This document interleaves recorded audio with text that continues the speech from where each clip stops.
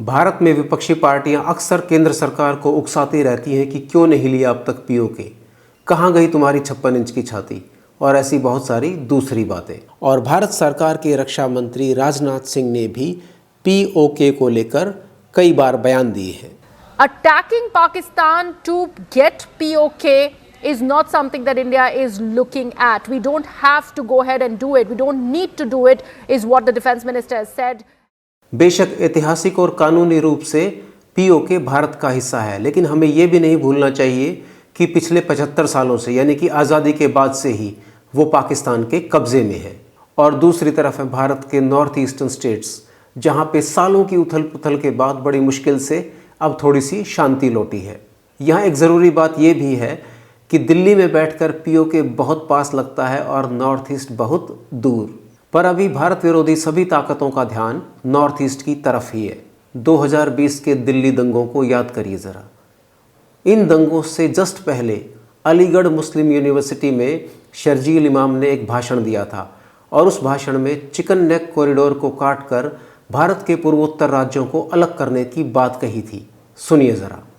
अब उसका मसला बस इतना सा है, ये मैं पहले भी शायद अर्ज कर चुका हूँ, 5 लाख लोग हमारे पास हों ऑर्गेनाइज्ड, तो हम हिंदुस्तान और नॉर्थ ईस्ट को परमानेंटली कट कर सकते हैं। पर परमानेंटली नहीं तो कम से कम 1 आध महीने के लिए तो कट कर ही सकते हैं। मतलब इतना मवाद डालो पटरियों पर, रोड पे, कि उनको हटाने में 1 महीना लगे, है कि नहीं?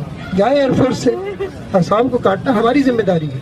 असम और इंडिया कट के अलग हो जाए, तभी ये हमारी बात सुनेंगे। असम ये सब अचानक नहीं हो रहा है। आईएसआई यहाँ लंबे समय से सांपों को दूध पिला रही है। बांग्लादेश में शेख हसीना की सरकार से पहले भारत के पूर्वोत्तर राज्यों में ऑपरेट करने वाले लगभग सभी उग्रवादी संगठनों को बांग्लादेश में पनाह मिलती रही है। हसीना की सरकार आने के बाद ही इसमें लगाम लगी थी। अब मोहम्मद यूनुस पाकिस्तानी आर्मी के जनरल मिर्जा को एक बुक गिफ्ट करता है और उस बुक के कवर के ऊपर बने बांग्लादेश के मैप में भारत के पूर्वोत्तर राज्य भी शामिल हैं।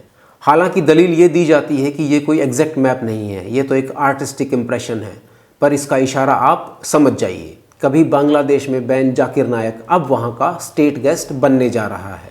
जिस तरह से मोहम्मद यूनुस की सरकार में कट्टरपंथियों के हौसले बुलंद हो रहे हैं, आने वाले समय में ये बांग्लादेशी हिंदुओं के लिए जीने और मरने का सवाल है। इतिहास गवाह है कि 1947 के बाद से ही बांग्लादेश में जब भी कोई उथल पुथल हुई है, वहाँ के हिंदुओं और माइनॉरिटीज़ को ही निशाना बनाया जाता है, कारण चाहे कुछ भी हो।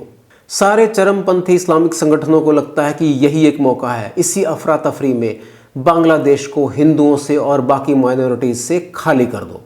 हसीना सरकार के जाने के बाद से तो सिचुएशन काफ़ी ख़राब हो गई है और अभी आईएसआई वहाँ फुल एक्टिव है। मेरा अंदेशा बिल्कुल इस बात पे आधारित है कि भारत कितनी ही लंबी दूरी की मिसाइलें बना ले, लेकिन गलियों में होने वाले नरसंहार का जवाब मिसाइलों से देना आसान नहीं है। बांग्लादेश के रेडिकल आउटफिट हिफाजत-ए-इस्लाम और इंतफादा बांग्लादेश तो इस्कॉन को बैन करने की भी मांग कर रहे हैं और इसके लिए 24 अक्टूबर को ढाका और चटगांव में एक बहुत बड़ी रैली भी हुई है। और उधर तालिबान से ख़राब होते रिश्तों के बीच पाकिस्तानी आर्मी के लिए होम फ्रंट पर यह ज़रूरी है कि वो भारत के साथ दुश्मनी के अपने पुराने गाने को और भी ज़्यादा तेज़ आवाज़ में बजाए। वैसे भी इसी बहाने पाकिस्तान थोड़ा और आगे बढ़कर बांग्लादेश पर दोबारा कब्जे करने के सपने देखने लग जाए तो भी कोई बड़ी बात नहीं होगी।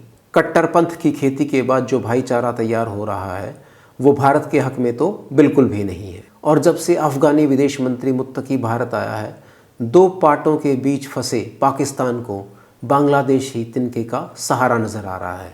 वैसे तो मुझे लगता है कि केंद्र सरकार और हमारी एजेंसियां इस पर काम कर ही रही होंगी, पर पब्लिक डिस्कोर्स में थोड़े समय के लिए पीओके के इस ढोल को उतार कर रख देने की ज़रूरत है। इसे हम बाद में भी बजा सकते हैं। अभी जो हमारे पास है यानी कि नॉर्थ ईस्ट, और जो हमारे पास नहीं है बांग्लादेश, इन दोनों पर काम करने की ज़रूरत है। जय हिंद।